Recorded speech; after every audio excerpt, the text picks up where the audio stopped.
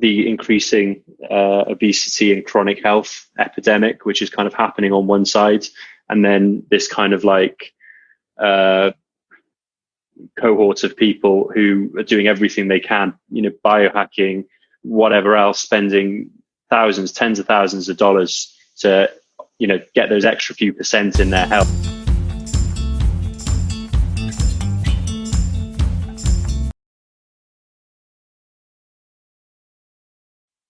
Welcome back to the show. I'm here with Emil Goliath, and we're going to be talking about intuition and your health and his amazing business empire he's created after he escaped a somewhat brainwashed job, which we're going to tell you about. It's actually a highly sought after job, but it wasn't doing it for him. And he's traveled the world and set up a coaching business, and written a book and all kinds of other stuff. Started a nutrition supplement company as well.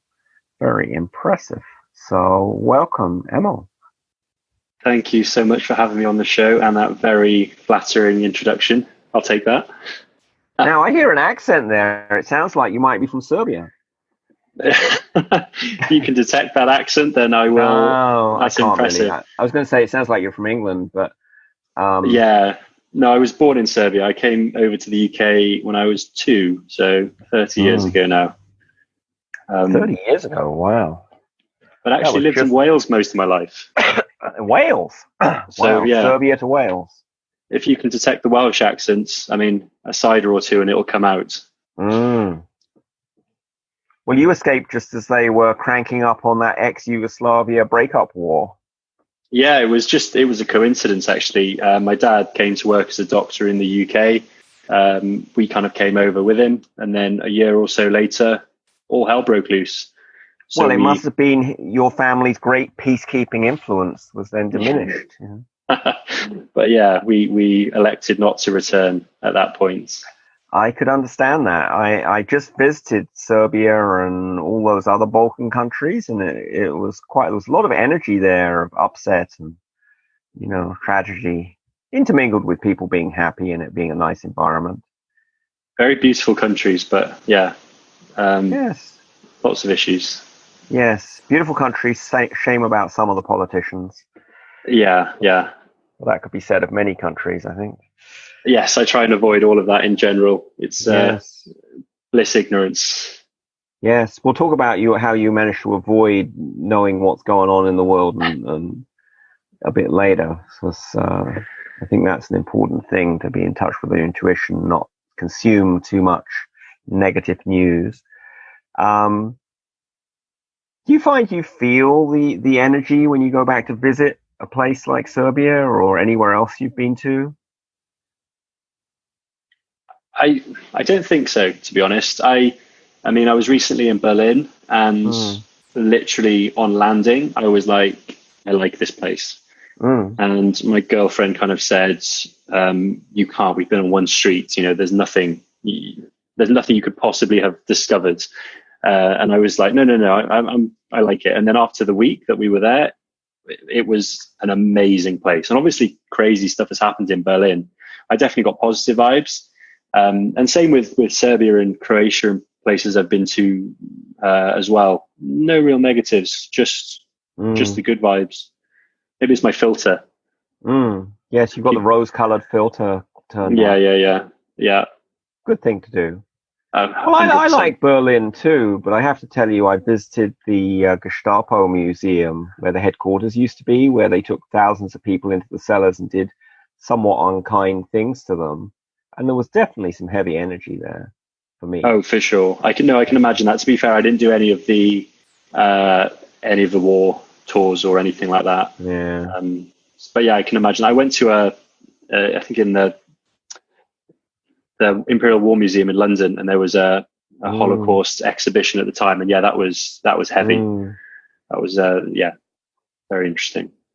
Yeah, I went to visit that museum to investigate what my grandfather got up to in the First World War, and after about 2 or 3 hours of wandering around all their exhibits, I was like a mess, and crying and shaking and upset. I mean, just they had some models of what trenches were actually like. It didn't look, and of course they didn't have the smell, because like you have a few rotting bodies and rats and what have you. It's pretty disgusting.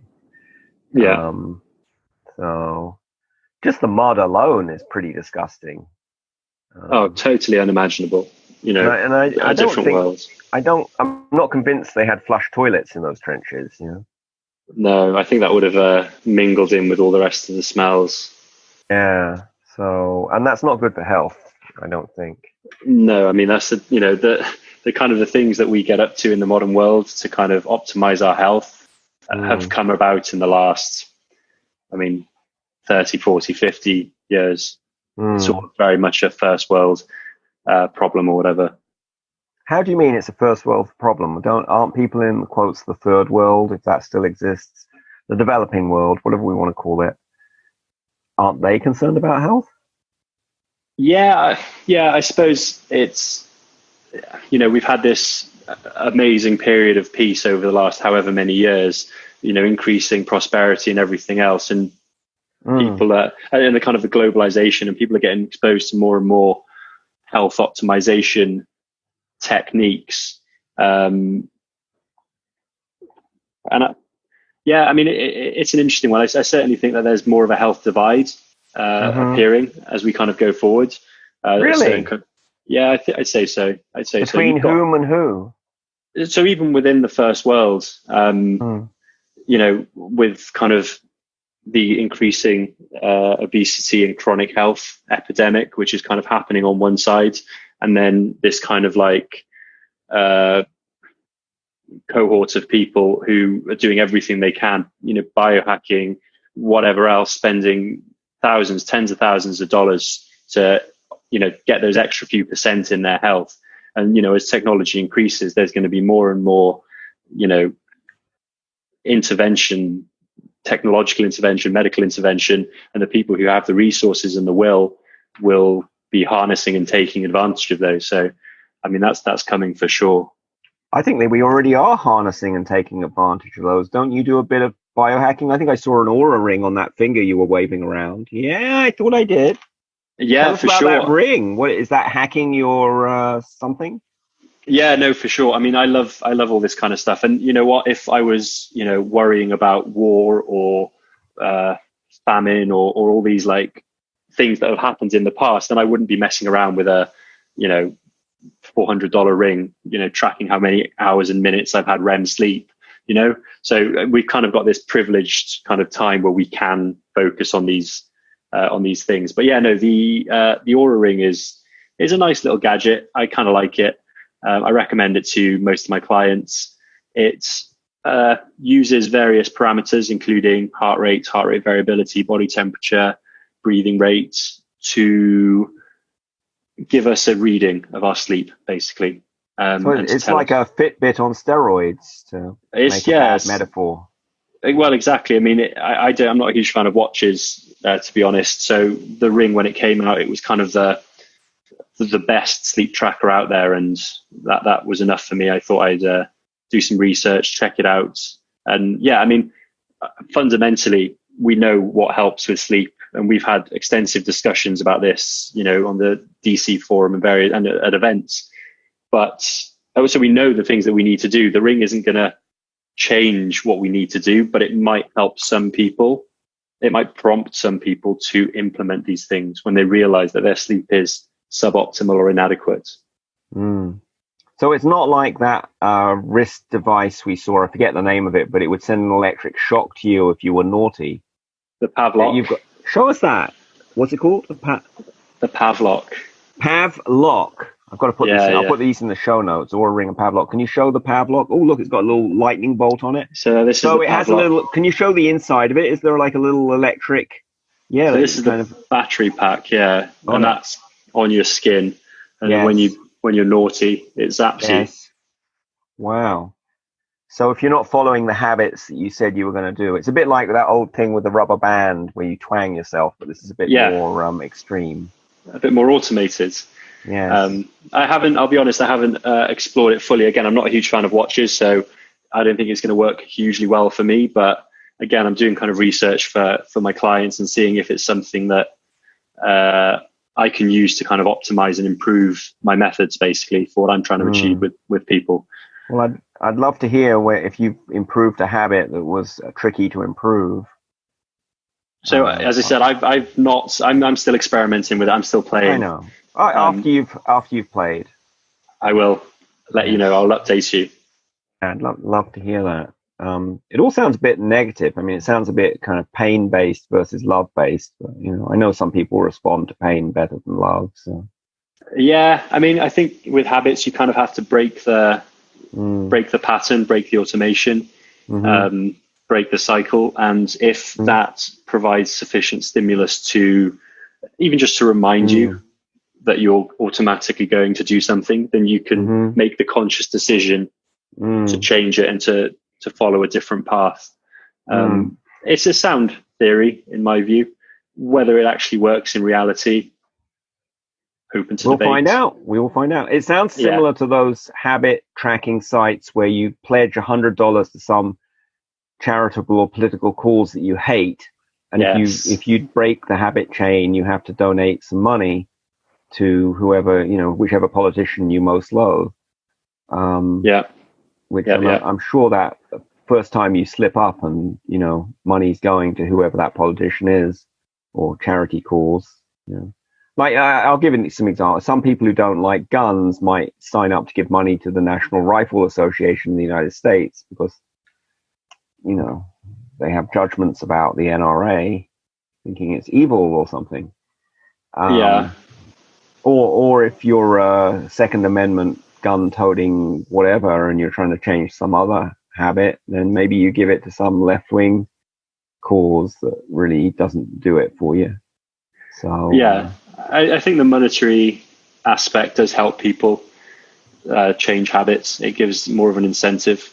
I think the theory is to make sort of not changing more painful than changing, so it becomes a no-brainer, as it were.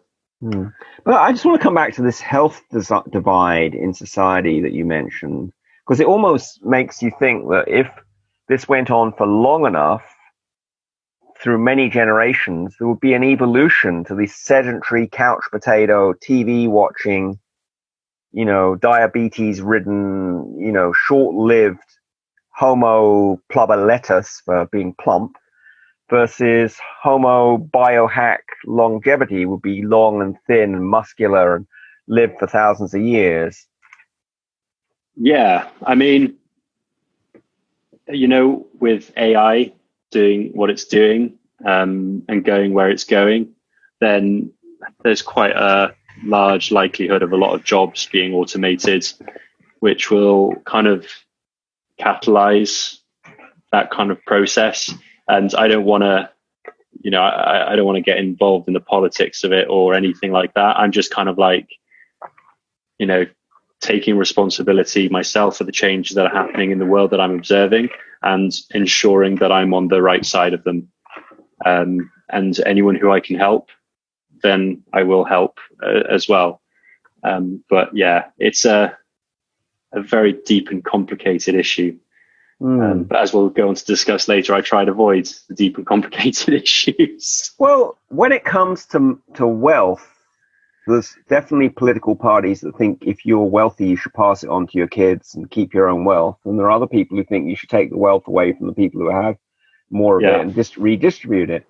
Yeah. And then recently in the United Kingdom, there's been a move to say if you spend money to make your kids more educated at a private school, that needs to stop, and we should take away that extra education and redistribute the resources to try to share out the learning and wisdom, amongst the people who are, maybe less learned.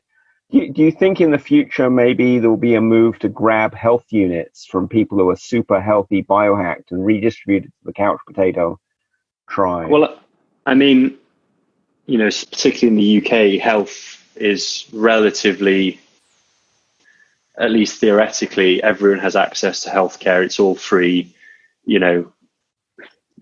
And I would interrupt that sentence, if that's okay, to say please, yes. Everyone in the United Kingdom has access to sick care. Yeah, I mean that's a whole different can of worms for sure. In the doctors, not you, I'm going to accept you because I think you actually want people to be healthy, right? And help them change their habits regarding health and make them healthier and prevent disease. But unfortunately, the way the health system's set up in most countries, the focus is on managing chronic sickness and not actually preventing it. Yeah. Well, I mean, yeah, definitely 100%. So I can't remember the exact numbers, but I think 70% of modern ailments are related to lifestyle. And 70%. So if someone here is listening has some ailment, chances are that it's lifestyle related. I would say that lifestyle could improve the symptoms significantly, or it's been caused by lifestyle in the past, poor lifestyle in the past. Wow. Yeah, definitely. That's amazing. So let's bring this into intuition. If a lot of disease is preventable, can you intuit when you're before you get really sick? Can you tell that like something's a bit off here? I need to change something. It's sort of like you're driving a car, and can you have a GPS that's your intuition that tells you need to turn here instead of getting off track? Yeah, 100%. In theory, you can intuitively steer yourself in the right direction. However, I suppose going on the car analogy, if the GPS was in the boots and you were playing really, really loud music and the car was full of 7 people talking at you, then that's the modern lifestyle. So the chance of you seeing the GPS or hearing the GPS is almost non-existent. People are so stressed, tired, out of the loop, bombarded by marketing that they can't hear what their body is saying. So although intuitive health is the optimal and what I strive towards, it's not a realistic starting point, and it's not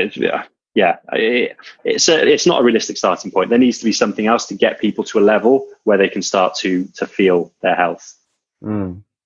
So you have to kick one of the 7 people out of the car to start with, or all 7. All 7, and put the TomTom in the front.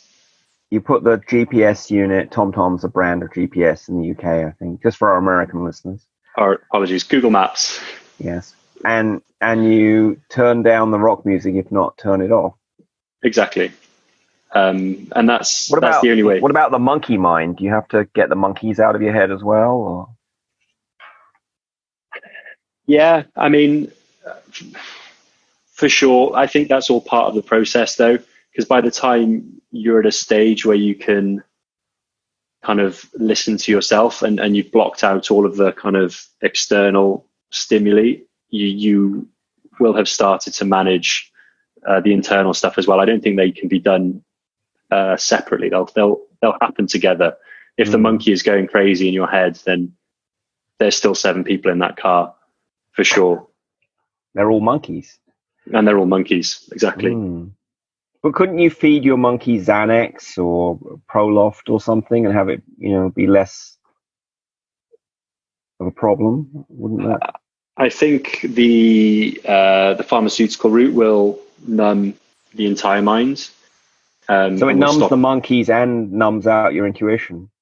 I'd say so, yeah. It numbs out even the part where you care. And it still won't solve the environmental side. And again, if you're solving the environmental side, then instead of a car full of noisy monkeys with a GPS in the trunk, you have a car full of numbed out monkeys or drunk monkeys if your drug of choice is alcohol. And you're driving down the road, wondering why you're careening into lampposts and hurting yourself. Yeah. And in that case, even if the TomTom, if the GPS is in front of you, you still can't pay any attention to it. Because everything's just numbed, everything's blurry, there's double vision.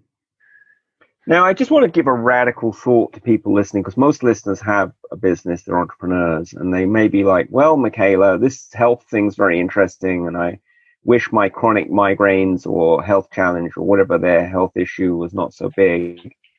But what about my business? What's this got to do with running a business? Does the same thing apply, that you can hear an intuitive voice about what direction to drive your business in?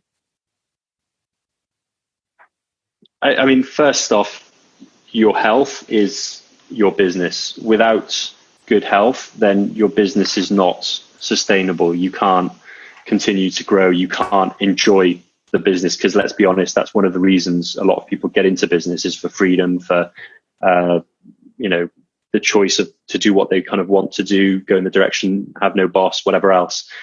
So without good health, one, you're not going to be optimal within your business, and two, you're not going to be able to enjoy it.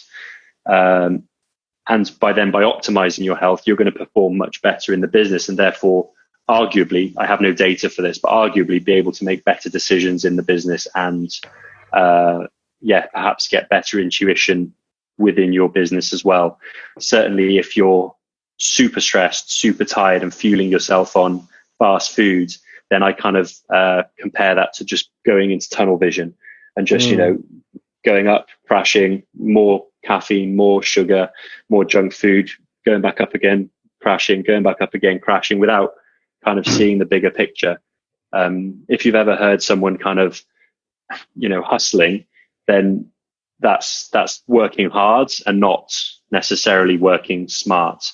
And that can become a dangerous habit in itself, where you just get used to working 18 hours a day, and you almost, unless you're working 18 hours a day, you can't function. And not that you're getting any more done. Sounds like you've been in that situation. Yeah. I was definitely one for hustle porn, I think is the technical hustle phrase. Porn, I like that phrase. What does that involve? What did that involve for you? It involves, going to bed at midnight, waking up at 4 a.m., abusing stimulants and being proud of it all, and being like, I Which stimulants did you abuse? Lots and lots of caffeine, lots and lots of kind of the nootropics, huperzine, that kind of stuff, the kind of the supplement side of things, but then also things like modafinil, which, it does the job. It gets you to do more, but it's not real energy. You come crashing down super, super hard afterwards. But yeah, that was kind of my... Plus it impedes driving the car intuitively of your business. Because you can't, if you're zonked out on modafinil, I'm not clear you're going to hear any intuitive messages about your business. I mean, arguably, you become hyper intuitive for a period of time if you don't become scatty. But then after that, you totally crash out, and it's not real energy. It's like nitrous in your car, I suppose. You suddenly flying for a day or so, but then you come crashing down, and at the same time, I think I haven't ever taken modafinil, but I'm going to assume it's similar to coffee except more extreme. Is that true? Yeah. I'd say so. More focus. So for me, when I take stimulants, it's like I put my foot on the gas of the car. So I am going faster, but I'm not necessarily deciding the steering quite as well. And it's a little harder to pay attention to the GPS when you're doing 120 miles an hour down the street. Yeah, you know what? For sure, I can see that. I suppose if people were to say, I want to do 18 hours of work today, I want to write a 10,000 word report, or 10,000 words in my book, then modafinil would be great. It's one task, extended periods of time, like, just get on it, get it down. But for like looking at the bigger picture, I imagine it's very similar to the tunnel vision. And in terms of it increases the stress on your body, so it will, I imagine, take you out of that intuitive sphere for sure. So I just want to come back to this thing you said earlier. Your health is your business, because if you don't have health, you can't really enjoy the freedom and money that you create in the business. I think that's a bit radical for many entrepreneurs. I mean, that it's I do a lot of thinking. I like thinking. For me, life is about happiness, which is very, very vague, but it's also about kind of winning at life. So kind of succeeding, and again, super, super vague. So there's a few aspects to that. One is wealth, earning large amounts of money. And that's where a lot of people start and stop. They just want to earn lots of money, but they never think, okay, but why do I want to earn lots of money? And for me, the second thing is health. I want to earn lots of money so I can support and look after my health. So already they've taken away from, because so wealth, I can't max out on wealth because I'm going to focus something on on health. And then there's the other things, which is like, traveling, experiencing life, spending time with people, all these other things. And these things are an essential part of life. And if someone would say you'd earn half as much, but you could do all these things, or earn twice as much and not be able to do them, then to me, it's a no-brainer. And Which way is the no-brainer? The no-brainer is to be able to experience life, live life, sleep well, exercise every day, and do everything else. And earn less money. But I think the catch is that actually, if you do all these other things, there is actually potential to then earn more money because you're more intuitive, you're more relaxed, you're more happy, you're more creative. So actually, by focusing less on wealth accumulation, you can potentially accumulate more. Again, this is me going on feel. And also for me, it's non-negotiable. Wealth without focusing on the other things is pointless for me personally. So even if we offered you $1 million, you wouldn't take a bunch of modafinil, eat fast food, and just not pay attention to your body, stay strapped to a couch.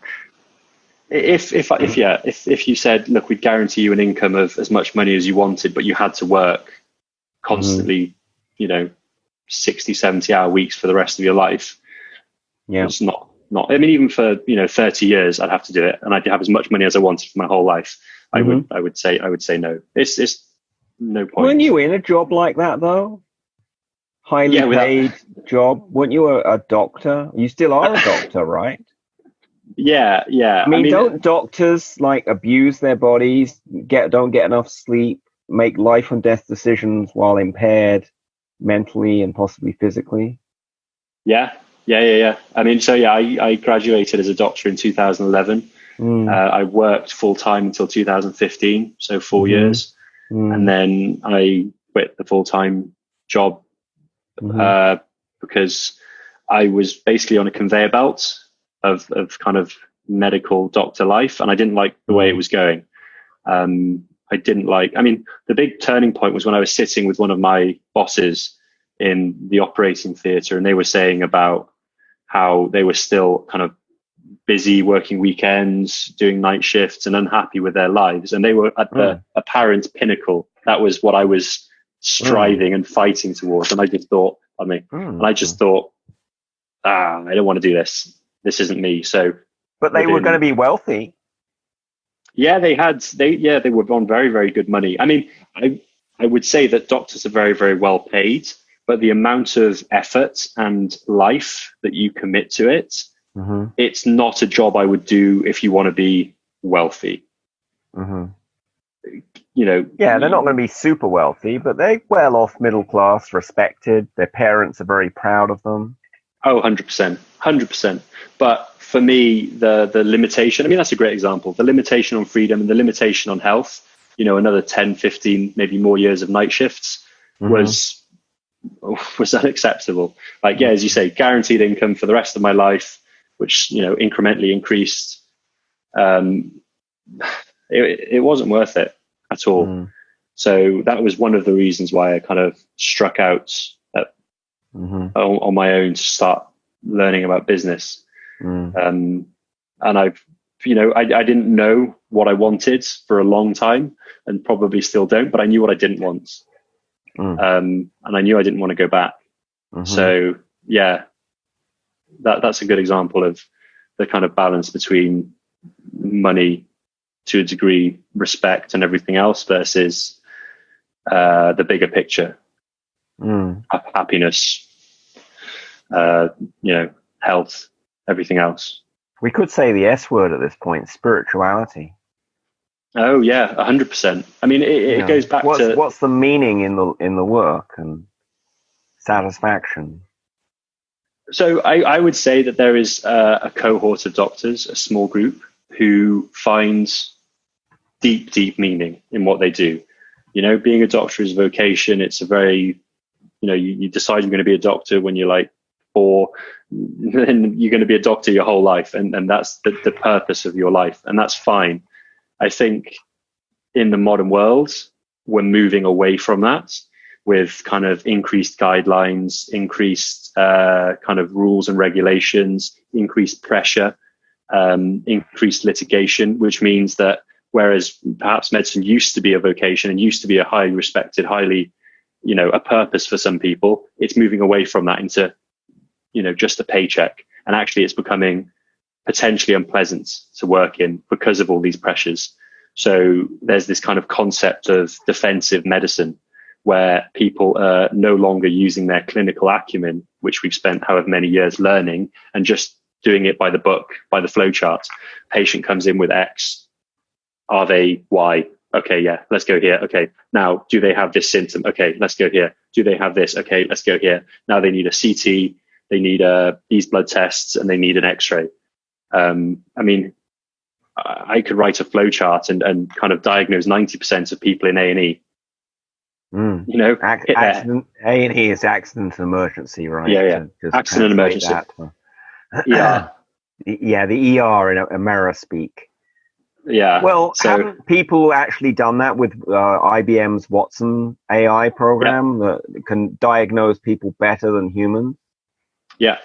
I mean, the thing is to a degree, and especially as technology gets better, there's lower and lower thresholds for just using investigations like full body CT scans. It's like there's pain in the tummy. There's a 1% chance we might miss something. So let's just do a scan. It makes more sense. And then you don't need to, you know, examine them. You don't need to ask them this huge history, because whereas before it would be, we may do a scan. Now it's like, we might as well do a scan and just skip everything else. I mean, I think there'll always be a place for humans to kind of interact with patients, because a huge part of medicine is the kind of psychosocial, emotional side of it.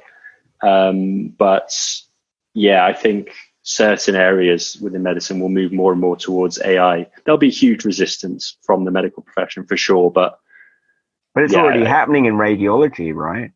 A fair number of X-rays are read by computer now, right?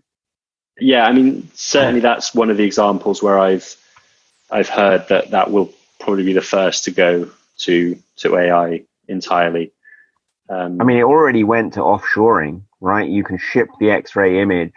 Yeah. I mean, X-rays these days, I discovered this recently when my father got an X-ray when he cracked some ribs, and I was expecting him to get a film out and, you know, develop it. No, it's all like an electric, I don't know what the device is, but it's a thing that can detect X-rays, little kind of detector platey thing they put on you, and they still have the radioactive source, but now it's instant. You've got an immediate picture of what's in there. Certainly, and they ship it off to India or somewhere else where the radiographers don't earn $200,000 a year. They earn a little less. Less. I mean, it's where I was working, we shipped it to Australia. So if it was out of hours, then there would be actually British doctors in Australia working the day shift over there, so getting paid less than night shifts, but it was the same doctors, just on the other side of the world. Yeah, it is. I think the doctors in India or the Philippines who've trained in radiography are probably just as good, you know, or the ones I've met have been. Yeah. And you know what, with further globalization and information exchange and whatever else, you know, everyone will kind of be up to similar standards, and computers will start integrating and spotting people and catching things that we miss. And that's the way it's going, I think. What about, I forget what the technical term for this is, but where you the surgeon are in wherever, you know, Thailand or Serbia or wherever, and your patient is in Los Angeles, and you do it remotely, you know, with a little robot at the other end cutting the holes in the patient. I mean, robotic surgery is a thing already. Usually the surgeons are local, but there's no reason, as connections get better and whatever else, and it becomes more acceptable that they shouldn't be anywhere in the world. Wow. And of course, for the regular kind of GP interaction, apart from actually being able to touch the patient, and I'd like to come back to that social, psychological aspect, but the kind of logic tree you were talking about, that could be done from anywhere over a video call. Yeah, so that's something that we're seeing more and more of is video consultations, video calls. I mean, even my local practice, my ex-local practice in Bristol, where I was starting to do video consultations. Phone consultations have been a thing for a long time. The one kind of speed bump, and it's only going to be a speed bump, is litigation. So if someone misses something, they can do litigation over video calls. No. I mean, if someone misses something over a phone call, then they would say, well, why didn't you see the patient? You know, the gold standard is to see the patient. You should have seen the patient. And then that will push things back. But it's inevitable that it will go forwards, for sure. I mean, if you look at the way video games have gone, multiplayer video games, it's a totally immersive experience.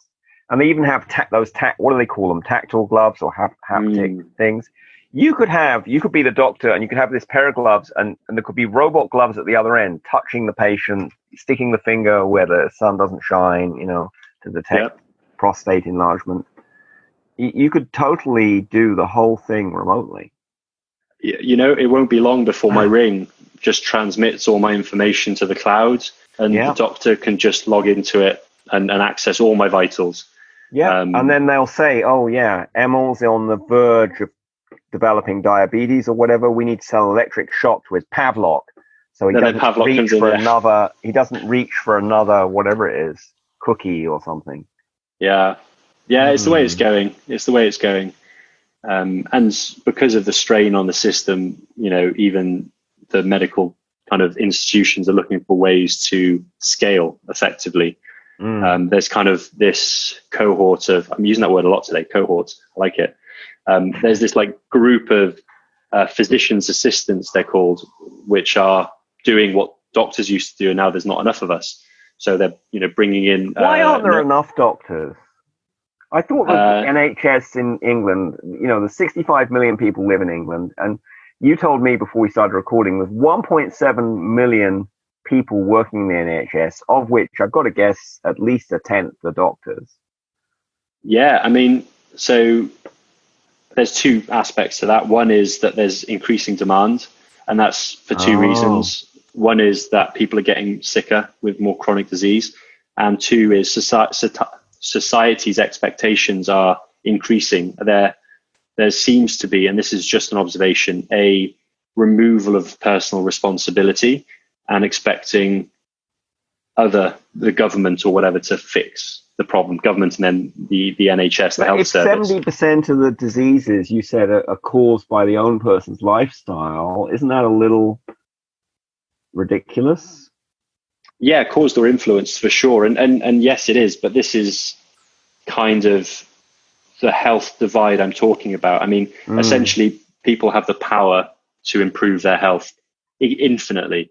And with the internet, the knowledge, the information to do it. So there's something else going on. And as it, you know, there's kind of I mean, I don't know what it is. I don't know what the reason. Some of it is because people are trained from birth to rely on the government or their employer to be responsible and, you know, to be sheeple, as the phrase goes. And that rolls over into health. But 100%. Instead of saying I create my own health, it's like, no, it was someone else's fault. Let me sue them. Yeah. And that's again where the kind of telephone consultations will slow up because people will be looking for gaps. And the other big reason that there's not enough doctors is there's a bit of an exodus of doctors from, I mean, the UK, I can't speak for any other countries, but with worsening conditions. Where are they exiting to? Either as it used to be that I used to go to Australia or New Zealand, where the lifestyle is much, much better, or just leaving the medical profession, doing their 5 or 6 year degrees and then like what I did, and just leaving. And in your case, you've started your own medical coaching thing for the other cohort, to use your fave word of the day, of biohackers, of entrepreneurs. You help entrepreneurs who want to be extremely healthy so they can be happier and, run their business better, to be, even more effective and healthy. Yeah. I mean, I would say it's not even medical coaching. I mean, I use my medical knowledge for sure, but it's all lifestyle intervention. A lot of people have said, do you want to maintain your medical license to be able to prescribe things? And I said, no, I don't want to prescribe things. The whole point is I don't want to prescribe things. And I'm sure you can always refer them to a doctor who could prescribe if they really needed a drug. Exactly. And that's what I do, because I don't have jurisdiction all over the world anyway. And most of my clients, 90% of them are out of the UK anyway. And you know what? I don't even focus on the biohacking side. I focus on, the basics, and just hammer them home and build them into a sustainable lifestyle. So it's not even, the kind of the biohacking kind of super fine tuning end of the spectrum. It's just, emphasizing and implementing exercise, nutrition, sleep, stress management, and just going from wherever the person is to integrating this into their lifestyle so that it becomes a habit, it becomes a choice. Possibly with the addition of electric shocks. I mean, this kind of thing would definitely be a potential tool for the kind of the changing process. So as we kind of touched upon earlier, there's the initial phase where people are kind of like bombarded with, the monkeys in the car and the loud music. And during that phase, I believe that you need to use structures and kind of more strict plans to get people to their goal, start removing monkeys from the car. And then as people start to progress towards their goal, they can start to remove the crutches and the helps and become more and more intuitive. And certainly the end goal is to become entirely intuitive. But that, in my experience, takes 3, 4, 5, 6 years. And the starting point is usually a very structured approach, and then you slowly remove. So this would be something that you would use initially to kind of start to help with certain habits. And then it could be just journaling how you're doing. Did you do your exercise today? Did you, I use a thing called the Light spreadsheet. I don't know if you've come across that, but it's just a simple spreadsheet with a yes, no. Did you exercise? Did you go to bed by your bedtime goal, and blah, blah, blah. And it's got a formula in the spreadsheet that turns green if you put a yes in there, and it goes red if you put a no. And it sounds very simple, but psychologically, it's very motivating to see a row of green things for your habit, that you're keeping up with things, particularly if you share it with other people. You get social reward or pressure on it. I mean, I certainly use the spreadsheets for my clients. We share a sheet that's updated, and that tracks everything from nutrition to exercise to moods to happiness to sleep. So that, as you say, using any of the tricks or tips, like the feeling good of seeing things, kind of seeing the data, that definitely helps. And then the accountability, to me, is a huge part of it. And being able to see patterns that, if I miss good sleep for so many days, 2 days in a row, my mood's gone down, number of productive hours I had. You might even write down notes saying, I had argument with co-founder or whatever. Because I think the ability to have high EQ, emotional intelligence, is dependent on those basics of food, exercise, sleep, touch, hydration. For sure. Things. It's so I want to ask you an awkward question, but I'm not sure if I should ask it. Is it? I should probably go for it. So, and you can either apply this to yourself or you can take it theoretically, depending on how transparent you care to be. But when you were practicing as traditional Western doctor, how much were you increasing people's health versus now you're this health coach person? That's an amazing question. I love it. Yeah. Well, I'll you answer that one, and I'll give you the more raw version of the question. So, I mean, as a doctor, I was very lucky The first couple of years, I was very much, as most junior doctors are, wards, kind of running around, doing paperwork, doing little odd jobs. So I wasn't helping health particularly. I was just propping up the system. And then the second 2 years, I worked as an anaesthetist. So, oh my God.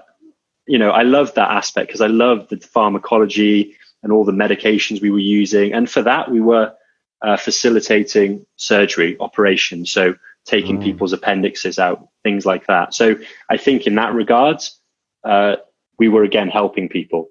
And then over the last 4 years, I've been working in the accident and emergency department. And there's at least an element of, people in a trauma. We can direct really, correlation. really help. You can directly see that you stop their bleeding, you calm their shock. They are now alive versus dead. You can help there. But there were so many people who came in with a heart attack, and you give them some aspirin and you say, oh, this will thin the blood. And then they'll go off, and then they'll come back with another heart attack because they didn't stop smoking. They didn't start exercising. They didn't, they didn't change their lifestyle. So in that case, we were putting Band-Aids on problems like gushing blood, and we're putting a Band-Aid on it and being like, yep, that'll do. Because that's all we can do. We're under pressure. There's nothing, you need to go home with that person and kind of sit with them and coach them and, really push all the right motivational buttons, which there's no resources to do that. And then with your, health coaching clients, are they healthier or? Yeah, for sure. I mean, so how do they measure that? Or how do you measure that? So we use adjuncts for health. What's that? Say that word again. Adjuncts. So what's adjuncts? So it's like health is quite a nebulous kind of non-specific term. We track happiness because ultimately happiness is the end goal. So I make sure that is something that we at least track. But then if people are losing excess body fat, if blood markers are improving, if they're kind of habitually doing things which are known by the evidence, by the sort of science to improve health, like regularly exercising, sleeping 7 to 9 hours a night, their stress, their fatigue is down. If all of these things are improving, then I'm confident that we're improving their health. I say adjuncts because, we track fat loss or weight loss. That doesn't always improve health. So I don't want to say that, that's fat loss. Correlated. It's correlated. It's correlated, exactly. You can infer that certain people's health might improve if they drop some body fat. I mean, it would be sort of like in a business, you might say, well, the more revenue that comes into the business, the chances are it's probably a healthier business. Might not be, because it might be losing money on every sale, but it's a correlated thing. And similarly, at a lower end, are the staff happy in the business? Yes. Usually successful businesses have happy staff. Yeah. And I suppose at a higher level, is the person who's running the business happy? Yes. Or why are they running the business? I think on a philosophical level, the person who owns the business holds the energetic space for the business to be successful. And that's where a lot of people who start businesses often, when they first do a business, fall down because they aren't able to hold the space for all these other, staff members and customers and vendors to be all working together and going in the same direction in the car of the business. It's quite a tricky role. Not really. Anyway, let me ask you the more raw question, and sorry if I upset you ahead of time, but how many of your health coaching clients have died under your care versus how many of your Western doctor clients died under your care, just as a rough measure as to whether this stuff actually works? I mean, none of my coaching clients have died as of yet. None. Which, I mean, it's a good thing. I don't know whether it's impressive or not. I don't tend to do that anything particularly crazy. It's so tough to say as a doctor, again, because of the areas I've worked in. Well, A&E is quite, you're bound to lose some people there. There were deaths for sure, 100% for sure. And a larger proportion of those will be related to lifestyle. Though usually by the time they get to us in the emergency room, the interventions we're carrying out are resuscitation as opposed to anything more than that, or attempted resuscitation at least. They've been driving their car for so many years with the monkeys in the car and the music turned up and the GPS in the trunk, not listening to their own health, that they'd already driven off the freeway and crashed the car. Yeah, for sure. So the best you can do is bring in the tow truck and try and get them back on the freeway. Yeah. I mean, more often than not, contrary to the movies, resuscitation doesn't work usually well. Really? Really. I don't know the numbers, but it's less than 10%. No. Why do we do it then? 10% still pretty good. Yeah, I guess if you're one of the resuscitees, or whatever the correct technical term is, you probably want to take that 10%. So it's better to intervene earlier before they've careened off the freeway and having a crash, to kind of say, hey, you're getting a little dozy driving the car and there's a lot of noise in here. Maybe we should get the GPS back in the actual, cockpit of the car, not in the trunk. Yeah. Listen to our intuition. I mean, by the time people have, as you say, careened off, they've died. There has been something significant enough that happened for them to die. And then we will attempt to resuscitate in the emergency room. But I mean, they've died once of whatever's happened up until that point. More often than not, lifestyle related things, heart attacks, things like that. So even if they are resuscitated, they then have to drastically make a change. Otherwise, it's just going to happen again. Often, I've had several friends, girlfriends, whatever, with cancer. And the ones who've survived made extreme lifestyle changes. They got rid of the stress, or they, removed negative people from life, or whatever the message was from their body, or they removed self-critical thoughts, perhaps. And I had a friend recently. She had tongue cancer, and she went on this juicing diet, and she was exercising and meditating. I mean, she had the Western thing. They clipped part of her tongue out that had the growth on it. But she really did change her lifestyle. And now she's cancer-free. As you know, cancer-free just means they haven't detected it recently. But yeah. I mean, cancer is one of those funny ones where there's a lot of external factors, but there is a lot of lifestyle factors as well.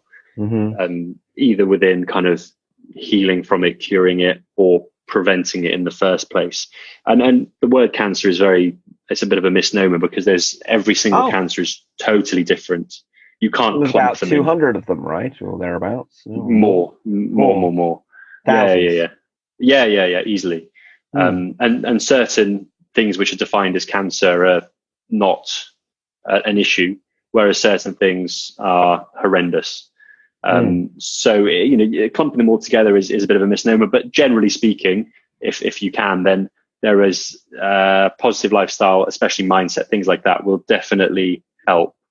That's been scientifically proved. This isn't just the woo-woo in us saying, have some positive thoughts, do you good. They've actually done clinical style trials on breast cancer victims where they did positive imaging, or the other thing, you mentioned positive thinking, but also social support, where they go in a support group for cancer victims. They statistically live longer, twice as long or whatever than the people in the control group. That's very, very... Which is mind-blowing. Yeah. It's mind-blowing, but also if you kind of look at it, the body is incredible at healing itself. The body has all the mechanisms for fighting isn't cancer. That how all healing really occurs? The medical intervention is just to give you the time and energy to be able to heal yourself. Exactly. I mean, intensive care, which people kind of think of as the cavalry within medicine, they just support the body while the body heals itself. We give antibiotics and various bits, but essentially it's breathing for the body, keeping the blood pressure adequate for the body, and the body just does its thing and heals itself, or it doesn't. It's kind of a miracle, really, that bodies can heal themselves. If allowed to, for sure. And that's why I was so passionate about allowing and optimizing that process and optimizing health and optimizing, I mean, yeah, it's just so fundamental to everything. I have a personal woo-woo question for you, if it's okay to ask it. Of course. Do you talk to your body parts at all, or tell them you love them, or listen to them? Not consciously, no. Or when they're sick, if you have a bit of your body that's a bit under the weather, do you have a direct energy to it, or? Yeah, so directing energy and focusing it on, and kind of using healing meditation and healing thoughts is definitely a thing, for sure. Positive affirmations, controlling negative thoughts about it, all super, super powerful. 100%. See, I do that every day. I just lie in bed and meditate, and I send positive, I love you or other positive energy to every part of my body as a kind of preventative mechanism, and listen to any bits that hurt or seem off in some way, so I can figure out what's going on. Even normal meditation is good for that, with body scans and things like that. You can start to identify areas where there are tension or bad feelings or whatever, and even just that identifying it is a huge step towards sending positive energy and working out what's going on underlying. Are you familiar at all with Bruce Lipton, who wrote Biology of Belief? Or no? He's a doctor. He's also a scientist, and he's also woo-woo. But he looked into the scientific study of do beliefs actually affect your cellular health? And there's evidence that our beliefs do affect our cells, through epigenetics, which is, the meta level above DNA, as I'm sure you know. I mean, my go-to book for this was Mind Over Medicine by Lisa Rankin, also an MD. Mind? Oh, I'm writing that into the show notes. Yeah, Mind Over Medicine. What did that have to say for you? So she was basically a medical doctor who was kind of in the system, got ground up, got spat out. What do you mean ground up, spat out? Is that what the medical system does to doctors and other medical staff, like nurses or nurse practitioners? Oh, it's infinitely worse for nurses. Infinitely worse. Really? Why? I mean, nurses generally have more difficult jobs. They work longer hours and they don't get paid as well as doctors. Longer hours than doctors, but doctors work like really long hours, particularly if they're interns, right? Yeah, I mean, straight off, nurses tend to do 12 and a half hour shifts, which is just a very, very long time to be focused and to work. I mean, that might not be universal, but certainly they tend to work a hell of a lot. And the kind of community, the medical community, the doctors are very much more supportive of each other.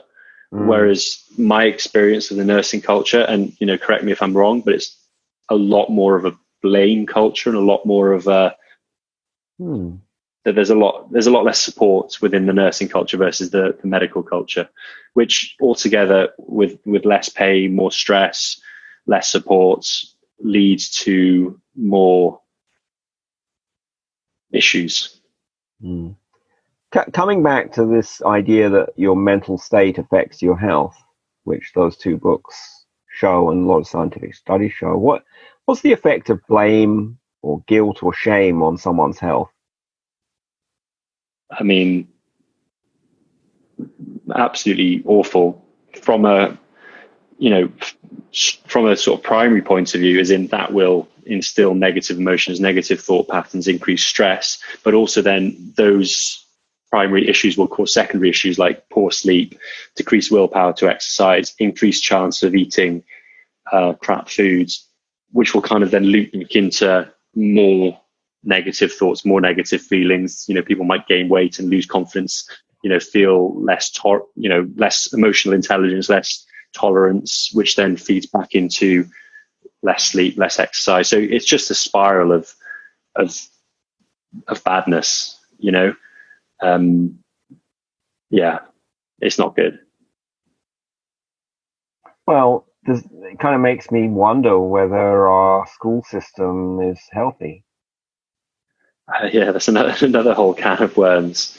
Education and school systems in general. I mean, I've not been in the school system for a while now, but there's different ways of teaching, and if they are based on blame and shame, then yeah, I would say that's not the way to do it, for sure.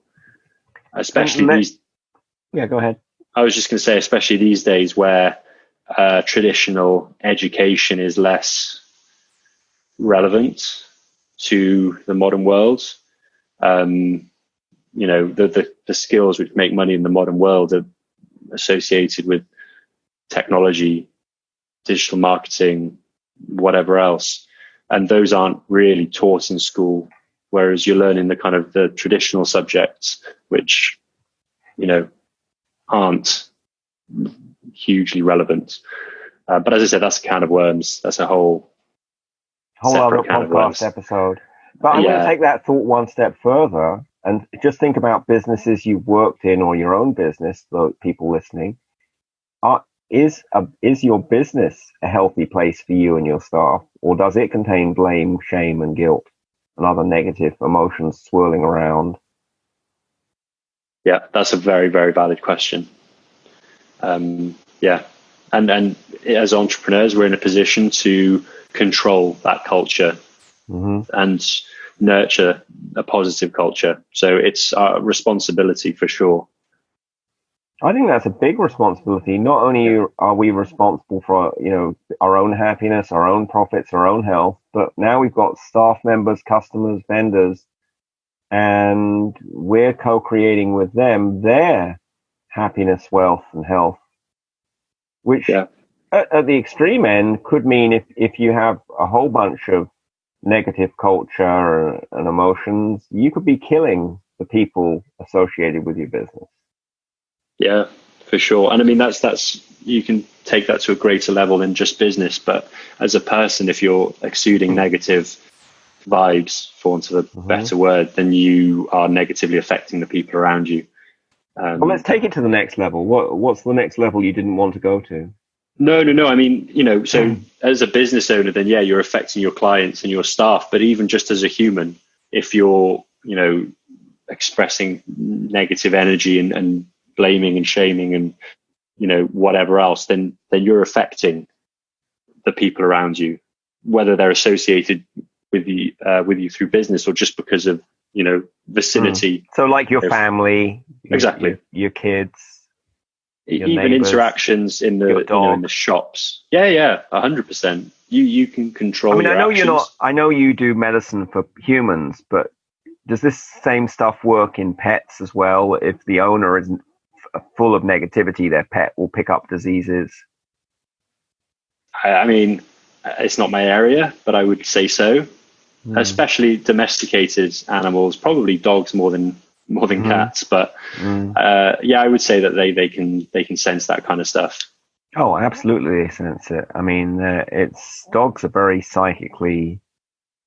I'll just briefly mention this experiment that blew my mind in this regard. They had a computer randomly pick a time to set off a pager where someone who had been sent away from the home, away from their dog, would start driving back. And it was double blind. They didn't know what time they were going to get paged by this computer. The dog had no clue when the owner was going to start coming back. They had a video camera on the person. There were no other humans in the house. The minute the person started driving back towards the home, the dog acted differently. So somehow they knew that something was happening. They must have had some psychic link to their owner. That's incredible.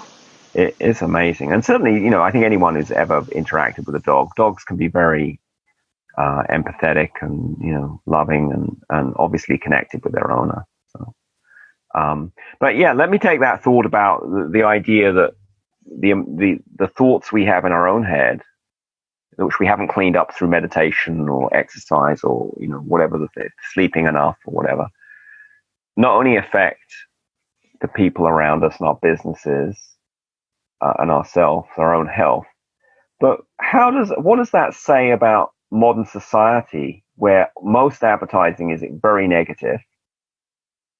And we talk about the rat race, right, which doesn't sound particularly happy and therapeutic. It sounds like that chewing up and spitting out you were talking about earlier. Yeah, I mean, it's there's lots of amazing and beautiful things in the modern world, but there's a lot of shit out there. Pardon my French, and that's we mentioned it perhaps earlier or before we started, but that's why I kind of tend to avoid consuming the modern world as much as possible in the form of news, social media, negative people. Yeah, I mean, for me, well, they call it the click economy. I learned that recently when I read a book in the Forge Book Club. Not Win Bigly, but something. It was Ryan Halliday's book about PR. Like everything I'm saying is lying or something like that. I'll find the exact title and stick it in the show notes. But basically, newspapers, news sites, TV news works on how much attention they can grab. And for many humans, negative emotions is what grabs their attention. And so they fill news with negativity. Yeah. And so even though when you actually stop consuming that corporate news or government news, you notice that in your everyday life, most things are positive and things are pretty good. But that's not what the news focuses on. Yeah. Yeah. I mean, that's an observation that I had a long time ago, but I never associated it with a negative impact. And then I read more and more and observed and realized that I didn't need to know all the shit that was happening in the world, let alone the curated stuff that was happening, because we weren't getting a full picture. We were getting a curated version. And not only was that stacked in the negative sort of area, but also it was stacked according to political whatever else. There's always his book is about how to manipulate the news to get PR for your own business on one hand, but also to realize 95% of what you read in the news has been manipulated by someone to put it there, which is either a company trying to push something or an association trying to push their political views and lobbying, or a government trying to change public opinion by spinning things a certain way. Yeah. And that's the subtle lens. And then when you get to marketing, then it just becomes, it goes out of control. I mean, especially with, as Facebook ads and things are getting more sophisticated, data collection is getting more sophisticated, the power to manipulate is becoming more and more of a thing. It is, it's quite disturbing. So I want to take this thought one step further. Are you okay to come into the dark side one further step, or are you? Always, yeah. So what does this say for our current political system, which is also full of negativity, the blame game, trying to drag down the opposition? I mean, it's a game, and the politicians are playing it.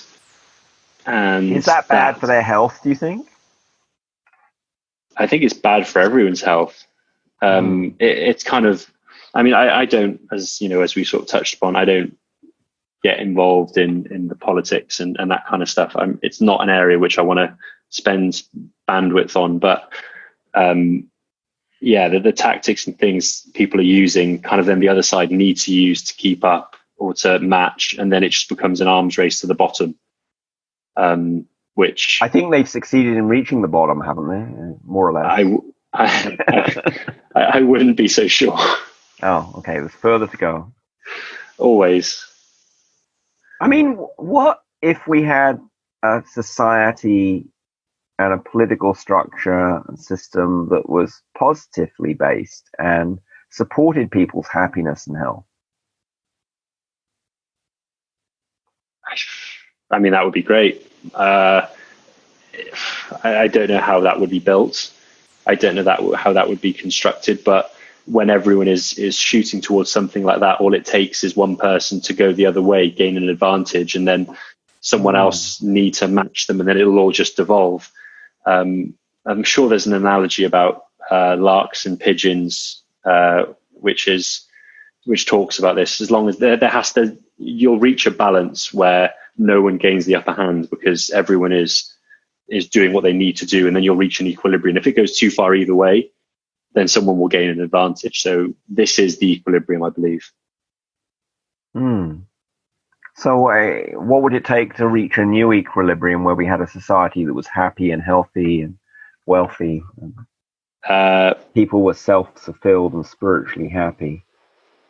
I mean, the first step would be people taking personal responsibility for themselves and harnessing the amazing parts of the world, like the infinite knowledge on the internet, the infinite ability to acquire, wealth in this capitalist society, and the freedom that we have these days to do what they need to do what they want to do, to achieve those things for themselves and those around them.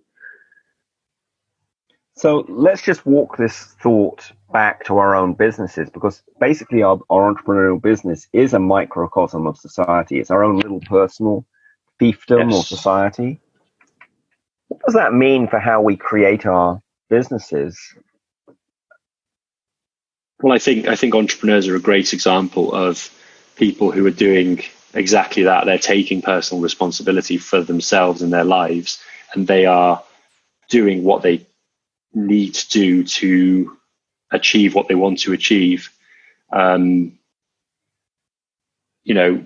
Regardless of politics. Politics, there's always going to be people saying, oh, this happened, this is why I failed, this is why I can't run a business, this is why, the excuses are always possible.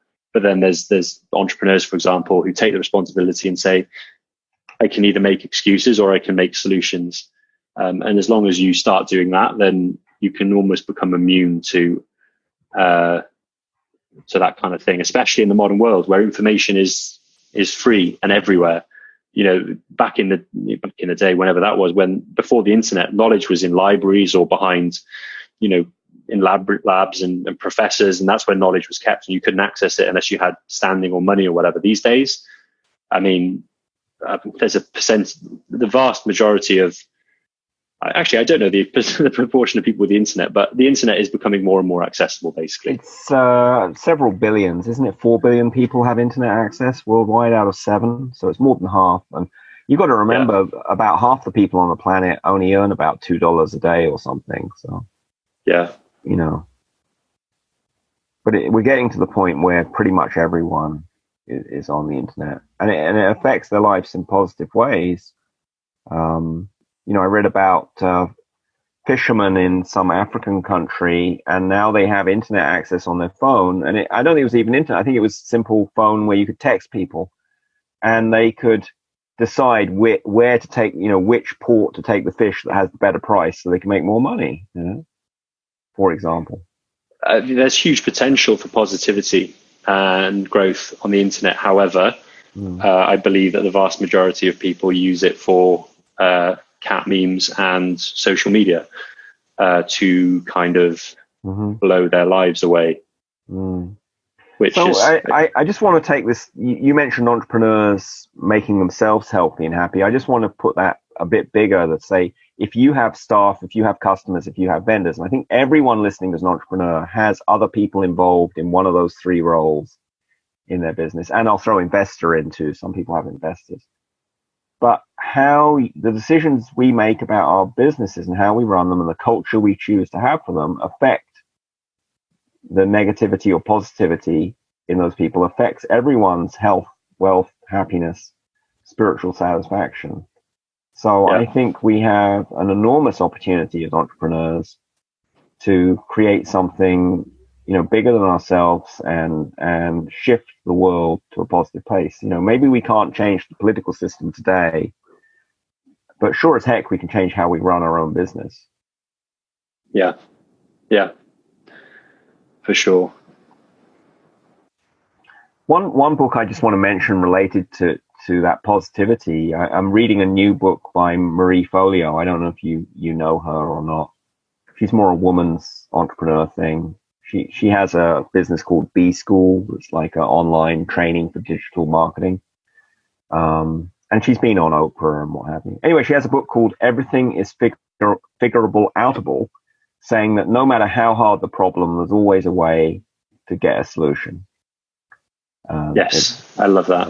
Yeah, I recommend it. It's a very practical and positive book. So anything else you want to share about intuitive health? Because I'm feeling an energy slump in the interviewee, i.e. you, because we have been talking for a while. We have, yes. That's no negative want on you. I'm just sensitive to the energy of the interview. Yes, so regarding intuitive health, it's definitely the ideal. It's definitely the goal. But don't run before you can walk. Basically, use tools to guide you in the right direction, and don't rush to get rid of them too early, basically. So if you do need to use the Pavlock or an Oura ring or MyFitnessPal to track your intake, then the first priority is gaining health, and then you can work about really listening for the intricacies. You can start doing the big sweeping changes, getting more sleep. We know that's going to help. Getting exercise, we know that's going to help. Eating better food, etc., etc. Start with these things, however you need to do it, and then you can start really listening and fine tuning. But don't run before you can walk, for sure. Cool. So a couple more questions, and then I want you to share how people can reach you. And these are questions I ask all my guests. First of all, one is, why are you proud to use your business intuition? So I'm proud because it's gotten to me where I am now, despite difficulties and setbacks, and everyone has experienced difficulties and setbacks. But I'm proud that I've surmounted and overcome the ones that have been put in front of me. And I'm sure there's going to be infinite more in front of me, which I'm looking forward to overcoming. And certainly when I started out, this was despite the vast majority of people around me being against what I was doing, leaving the medical profession to start a business. So I were advised against leaving the medical profession? Oh, by everyone, by everyone who that current group who I was kind of spending most of my time with, other medical professionals, family, friends at the time. Not all friends, but most friends at the time. So yeah, I was like, no, I definitely need to do this. I don't know how, but I need to do this. All right. Second question, which is, obviously we both share the belief that business intuition is really important to make your business healthy, happy, wealthy, spiritually significant, meaningful. But not everyone is comfortable openly using their intuition in their business. So my question to you is, what would it take to make business intuition more openly used this year?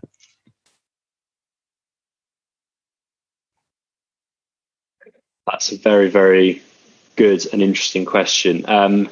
From my angle, I would say start to work towards your health. And as you start to remove the noise from your life, then your intuition will come out. And if you're uncomfortable with using it for your business, then start to use it for your health. And as you build up confidence from there, then you can start to apply it in other areas of your life, because your body is very wise and tells you a lot of good things. Indeed, it is. And it can even give you ideas about your own business. So if folks want to find you online when they're not trolling through social media or reading negative news, that was a joke for listeners, how should they do that? Yes. And also because I'm going to give you a social media handle so you can scroll through mine. So my website is www.doctor, that's DOCTOR, Emil dremil.com, and my social and media. For people who can't spell Emil, it's EMIL. Yes, EMIL. For people who are dyslexic like me. Yes. And then on Facebook and Instagram, it's just /Project Goliath. So project as project, and then Goliath, GOLIATH, on both Instagram and Facebook. Fabulous. Well, we'll put those links in the show notes together with your nutritional supplement business and your high intensity functional training business. So we can all study that. And thanks so much for coming on the show today. Thank you so much for having me. It's been awesome.